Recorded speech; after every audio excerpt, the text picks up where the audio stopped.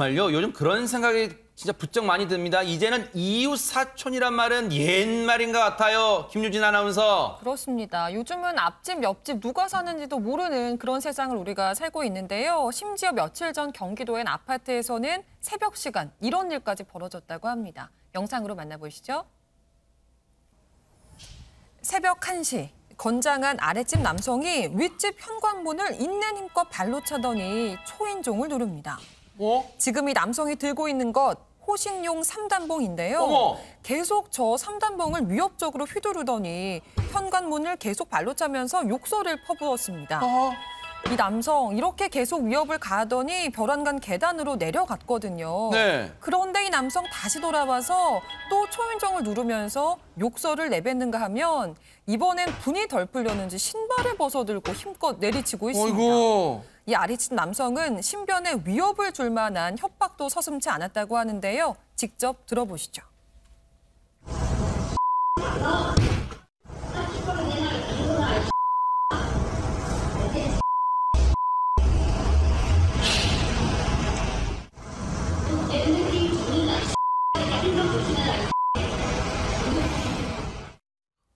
아니 그냥 문만 두드려도 안에 계신 분은 위협을 느낄 텐데 세상에 3단봉에 욕설에 신발로 두드리고 정말로 벌벌 떨었을 것 같습니다. 안진용 기자님. 네, 지난 14일 새벽 1시쯤 경기도의 한 아파트에서 벌어진 일인데요. 저 남성, 아랫집에 사는 남성입니다. 근데 위층 13층으로 올라와서 3단봉과 신발로 저렇게 문을 두드렸습니다. 그러다 보니까 한밤중 소동에 이웃들이 깰 수밖에 없었죠. 이웃들의 증언에 따르면 이 3단봉이 무기였기 때문에 더욱더 이것을 다칠 수도 있고 휘두르는 것에서 위협을 느꼈다고 하고요.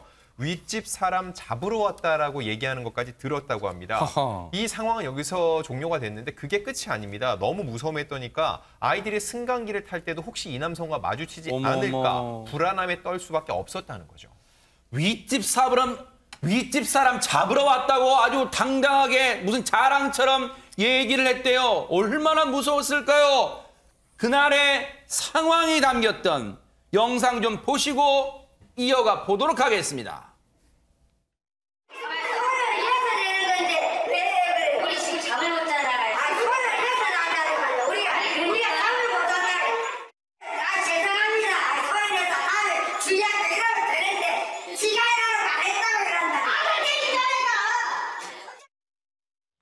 지금 저런 상황이 벌어져 저게 앞서 새벽에 위층에 사는 집에 찾아가서 문 두들리고 3단봉으로 위협하고 그리고 동네 주민들, 이웃 주민들 다 깨우고 저런 상황이 벌어졌습니다. 백성 변호사님, 네. 층간소음이 아주 물론 사회적 문제지만 이런 식의 이 곤란하잖아요. 이런 식의 방법은. 층간소음으로 문제가 벌어졌을 때 저렇게 직접 올라가는 건 최악의 수입니다. 거기다가 뭐 아까 지금 3단봉이라고 하지만 저걸로 다른 사람을 때리거나 협박을 하게 되면 아예 죄명 앞에 특수자가 붙을 정도로 위험한 물건에 해당하는 건데 네. 저 남성 이웃 주민의 얘기를 들어보니까 혼자 온 것도 아니고요. 부모까지 데리고 왔는데 이제 아랫집 남성보다 윗집 주인이 나이가 훨씬 많습니다. 그런데 그 윗집 남성을 폭행을 하고 그 과정에서 저 아랫집 주민의 부모도 말리지도 않았다고 하고요. 허허. 그리고 일방적으로 윗집 주인의 목을 잡으면서 주먹으로 때리고 얼굴이 퉁퉁 부을 정도로 맞았다. 그러니까 이거는 뭐 본인은 윗집에서 층간소음 때문에 내가 너무 화가 났다는 걸 표시할지 모르겠으나 이걸로 전과자가 될 수밖에 없을 것 같습니다. 지금 얘기를 들어보면 앞서 저렇게 현관문 앞에 와서 위협하는 정도에 그친 게 아니라 세상에 실제 물리적으로 폭력을 행사했어요. 그래서 지금 윗집 이 주인분이 얼굴 쪽을 많이 가격을 당하셨나 봐요. 얼굴이 퉁퉁 부었다는 게 이웃 주민들의 진술입니다. 관련해서 이 갈등을 쭉 지켜봤던 주민들의 얘기도 들어보시고 이어가 보도록 하겠습니다. 한 1년 정도부터 그런 소란이 있었던 것 같아요. 주로 밤에 깜깜해서 다 모두 잠든 시간에 그런 일이 일어나니까 다들 무서워서 말을 못하고 있는 상태죠. 이렇게 한번 할 때마다 소란을 피우고 잡으러 왔다 그러고 문을 두드리고 그게 아파트 전체에 다 들리거든요, 밤에는.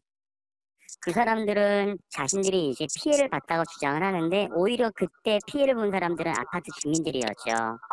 자신들이 남들한테 주는 피해는 생각은 못하고 자신들이 받은 피해만 생각을 하니까 그래서 이런 문제가 발생된 것 같아요.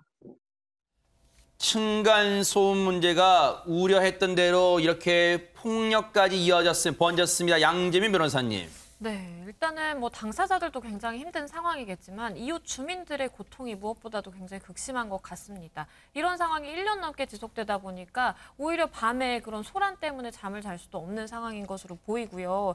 일단은 이 아랫집 남성이 주장하기로는 윗집 남성도 나를 때렸다. 그렇기 때문에 이거는 일방적으로 내가 폭행을 한 사건이 아니라 쌍방폭행 사건이다라고 주장을 하고 있고요. 일단은 경찰도 출동을 한 상황이기 때문에 이 사건이 입건이 되기는 했고 아랫집 남성과 윗집 남성을 차례로 불러서 일단은 사실관계 파악을 위한 조사 중이라고 합니다.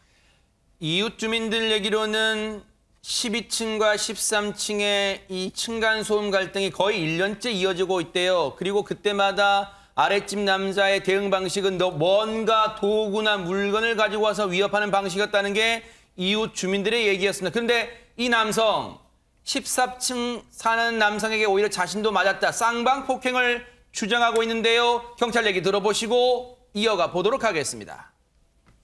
그 두 분 다 조사를 해서 입건 여부를 결정을 할 거고요. 사실관계 파악이 먼저기 때문에 일단 사실관계를 먼저 파악을 한 다음에 범죄에 해당이 된다 그러면 입건을 할 것이고, 그러니까 지금 조사가 끝나봐야지 알 수 있습니다. 지금 확인을 저희가 조사를 하고 있는 거니까. 지금 경찰은 일단은 수사 중인 사안이다 그래서 뭐 조금은 이 상황을 아직은 자세히 얘기해 주지 않는 상황입니다. 그런데 층간소음으로 우리가 그동안 많은 사회적 사건 다뤄봤습니다만 너무 지금과는 이웃 간의 관계가 살벌해지고 있다 이런 생각도 해봅니다. 예, 지금 이제 두 집 간에 있어서 갈등이 있었던 게 한 1년 정도 된다 그러니까 뭐 코로나 사태하고 겹치는데요. 지금 이제 환경부 산하의 층간소음 그 이웃 사이라고 하는 그 센터에서 지금 이제 통계를 한번 낸 것이 있는데요. 2012년에서부터 2019년, 즉 코로나 이전이죠. 네. 층간소음이 연평균 2만 508건이 발생을 했는데 2020년에는 42,250건으로서 2배 정도 증가했습니다. 네. 그건 뭐냐면 거주 시간이 늘어나는데 이제 이런 여러 가지 것들이 비례하고 있다라고 하는 것을 보여줄 수 있는데 실제로 저 정도 상황인데 6개월 이상 넘으면은 상당히 원만한 합의가 어려워지고요. 아까 우리 백 변호사님 말씀하셨지만은 직접 부딪히는 것은 최악입니다. 네. 그래서 메모를 남겨두고 아랫집에는 소음 내지 마라, 윗집에는 너희들 너무 예민하지 않느냐 이렇게 하게 되면 이거는 상당히 해결이 안 되니까요. 가장 극단적인 것은 층간소음으로 방화, 살인까지 발생한다는 걸 명심하시기 바랍니다. 일단은 경찰이 면밀하게 조사 중입니다. 시시비비를요. 이 사건 어떻게 또 결론이 날지 뉴스파이터가 바짝 따라붙어 보도록 하겠습니다.